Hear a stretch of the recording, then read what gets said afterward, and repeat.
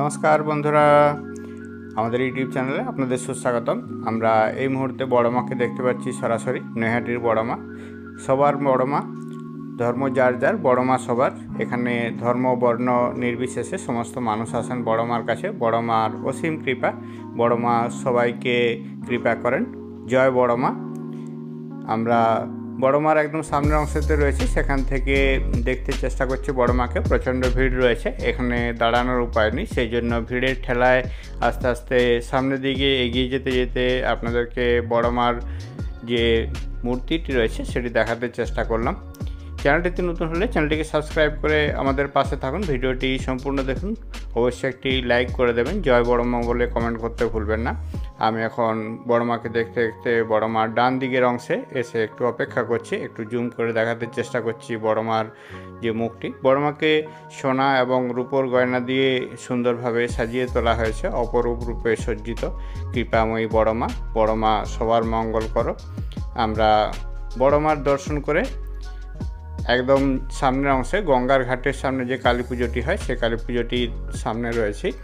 ওখান থেকে আস্তে আস্তে এগিয়ে যাব বড় মার দিকে। চলুন আপনাদেরকেও সঙ্গে নিয়ে যাই। এই অরবিন্দ রোডে অনেকগুলো কালী পুজো হয়, প্রায় 20 মিটার 30 মিটার ছাড়া ছাড়া একটি কালী পুজো হয়। সেই কালী পুজোগুলো দেখতে দেখতে আস্তে আস্তে এগিয়ে যাচ্ছি বড় মার দিকে। বড় মার সামনে পুজোতে ভিড় সব থেকে বেশি হয়। দেখতে পাচ্ছি আমি আমার ডান দিকেতে লাইন পড়েছে, মানুষজন লাইন দিয়ে অপেক্ষা করছেন। সঙ্গে থাকুন, দেখতে থাকুন।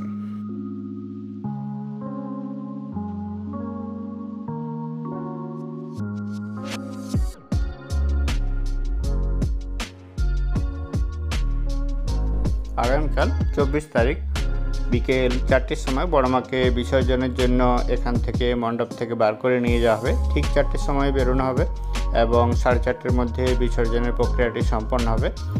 লাইনকে ডান দিকে রেখে আমি আস্তে আস্তে এগিয়ে যাচ্ছি। এগিয়ে যেতে যেতে আমিও পড়লাম ভিড়ের মধ্যে এবং দেখতে পাচ্ছি বড় মার মণ্ডপ সামনেই রয়েছে, কিন্তু মানুষজনের এখানেতে ভিড় রয়েছে। বাঁশ দিয়ে আলাদা আলাদা করে ব্যারিকেড করে অল্প সংখ্যক মানুষকে ছাড়া হচ্ছে এবং বড় মাকে যারা দর্শন করে আরও সামনের দিকে এগিয়ে যাচ্ছে, তখন আবার পিছনে থাকা মানুষগুলো আস্তে আস্তে এগিয়ে যাচ্ছে।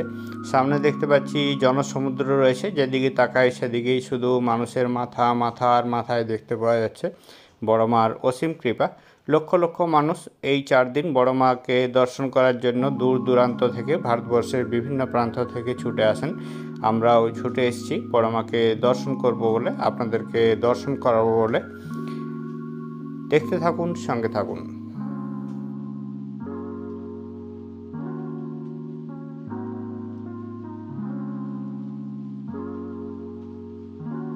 সামনের ডান দিকেই রয়েছে বড় মার যে মূল মন্দিরটি রয়েছে, মূল মন্দিরটি। বড় মার মূল মন্দিরেতে নিত্য পুজো এবং নিত্য আরতি হয়। শুধুমাত্র পুজোর সময় ভক্তদের জন্য বড় মার মন্দিরেতে পুজো বন্ধ থাকে। এবছর ভোগ প্রসাদ চালু হয়েছে, সোম বুধ শুক্র সপ্তাহে 3 দিন ভোগ প্রসাদ পাওয়া যায়। ভোগ প্রসাদের জন্য কোনো পয়সা লাগে না, আপনি আপনার সাহায্য মতো সাহায্য করতে পারেন। আপনার যেরকম ক্ষমতা থাকে সেই ক্ষমতা অনুযায়ী আপনি সাহায্য করতে পারেন। ডোনেশন বক্সে ডোনেশন করে ওখান থেকে টোকেন দেওয়া হয়, সেই টোকেন অনুযায়ী আপনি সাহায্য করতে পারেন। টোকেন দেওয়া হয় 10টা থেকে 11টা পর্যন্ত এবং ভোগের প্রসাদ পাওয়া যায় 1:30টার পর থেকে। একটুখানি অপেক্ষা করতে হয়। 1:30টার সময় মন্দিরটি বন্ধ থাকে আরতির জন্য, সাধারণ মানুষের জন্য। সেই সময় ভোগ প্রসাদ বিতরণ শুরু হয়। ভোগ প্রসাদ এখন পর্যন্ত নিঃশুল্ক রয়েছে। আমরা আস্তে আস্তে এগিয়ে চলেছি বড় মার যে মূল মণ্ডপটি রয়েছে, মণ্ডপে দর্শনের উদ্দেশ্যে। সামনের ডান দিকের অংশতে দেখতে পাচ্ছি বড় মার যে মূল প্রবেশদ্বারটি রয়েছে সেই প্রবেশদ্বারটি রয়েছে, আর এই মূল প্রবেশদ্বারের সামনেতেই অন্যান্য সময় ভোগ প্রসাদ বিতরণের ব্যবস্থাও থাকে। আর সামনে ডান দিকে করে মূল প্রবেশদ্বারে ঢুকে পড়ে বড় মাকে দর্শন করা যায় মন্দিরের ভিতরে। এবং বাঁ দিকে একটি বড় গেট রয়েছে যার উপরে জয় বড় মা বলে লেখা রয়েছে, সেই গেট দিয়ে বাইরে বেরোনো যায়। ডান দিকের অংশেতেও একটি গেট রয়েছে, যে গেট দিয়ে রাধাকৃষ্ণ মন্দির রয়েছে, সেখানেতে রাধাকৃষ্ণের দর্শন করেও বেরোনো যায়। অনেকে পুজো দেওয়ার পর আলতা সিঁদুর যেগুলো থাকে সেগুলো মন্দির প্রাঙ্গণে রাখা যে বাস্কেট আছে, বাস্কেটেতে রেখেও আসেন। অনেকে আবার বাস্কেট থেকে বড় মার আলতা সিঁদুর, বড় মার কৃপা পাওয়ার জন্য সেখান থেকে আলতা সিঁদুর নিয়ে আসেন। আমরা পুজোতে রয়েছি, এখন আস্তে আস্তে এগিয়ে চলেছি মূল মণ্ডপের উদ্দেশ্যে।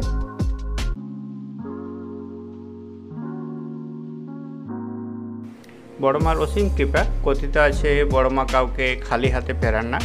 এতটাই জাগ্রত দেবী যে শতাব্দীর পর শতাব্দী ধরে তার অলৌকিক কৃপা অনুভব করছেন অসংখ্য ভক্ত।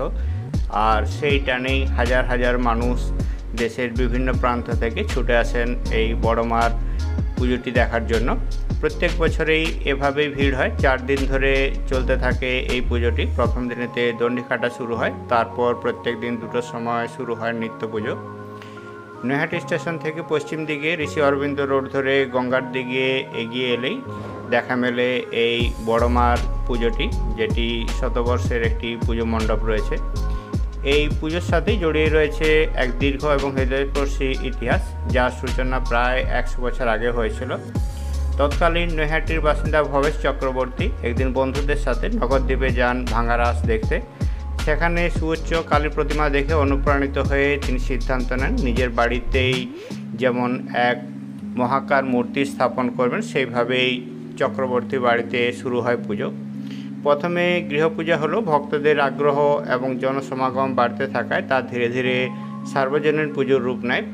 প্রতিমার উচ্চতা ক্রমশ বৃদ্ধি পাওয়ার জন্য বাড়িতে পুজো করা সম্ভব হয় না। তখন ঋষি অরবিন্দ রোডের পাশেই মণ্ডপ করে শুরু হয় পুজো, যা আজও চলমান।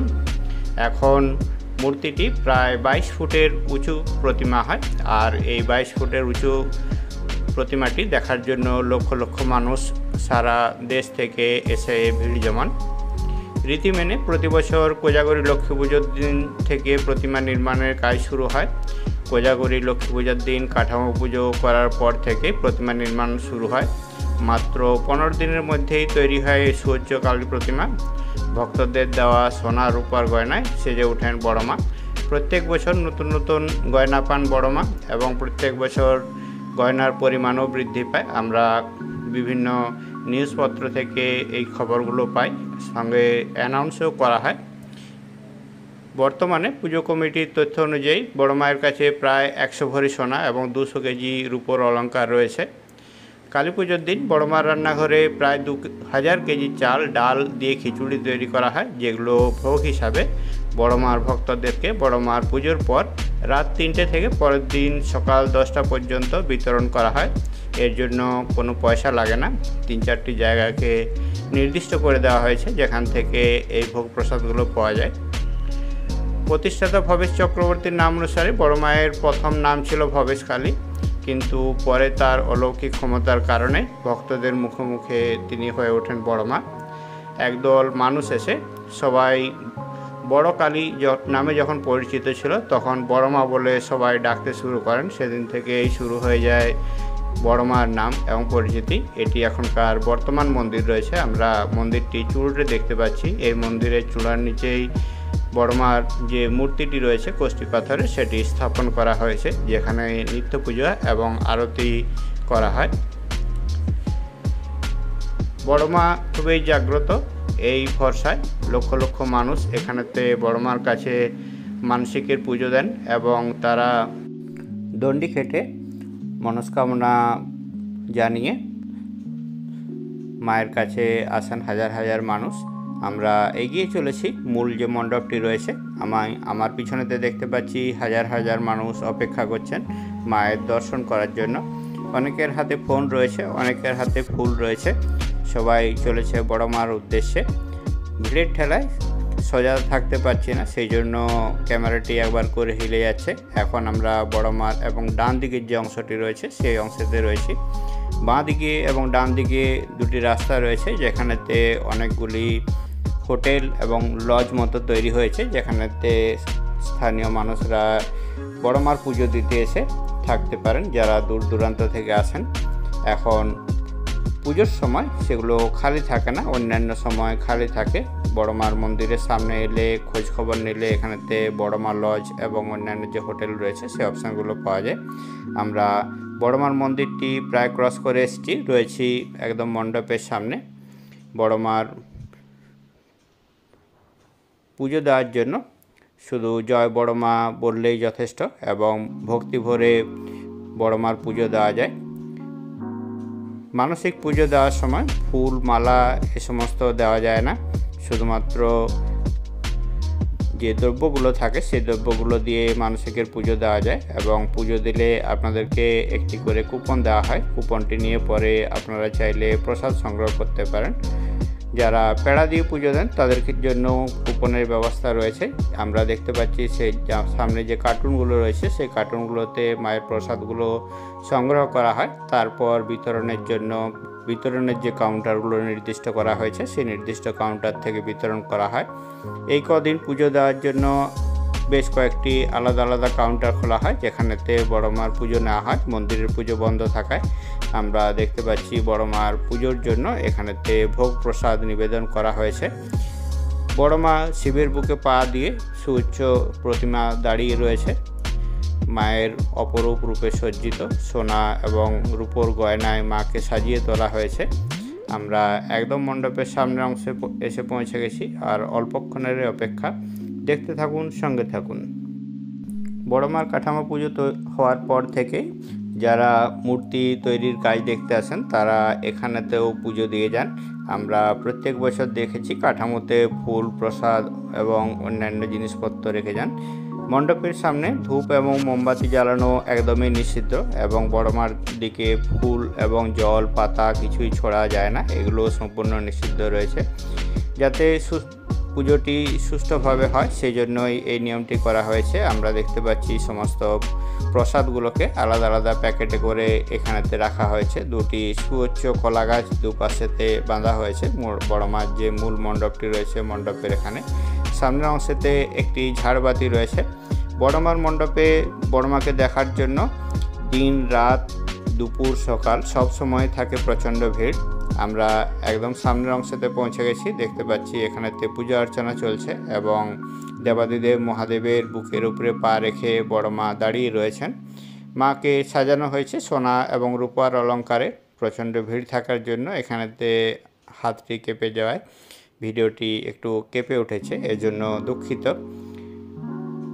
বড় মা কৃপা করুন সবাইকে, বড় মা ভালো রাখুন এই কামনা জানাই বড় মায়ের কাছে। সবাইকে ভালো রাখুন, সবার মনস্কামনা পূর্ণ করুন।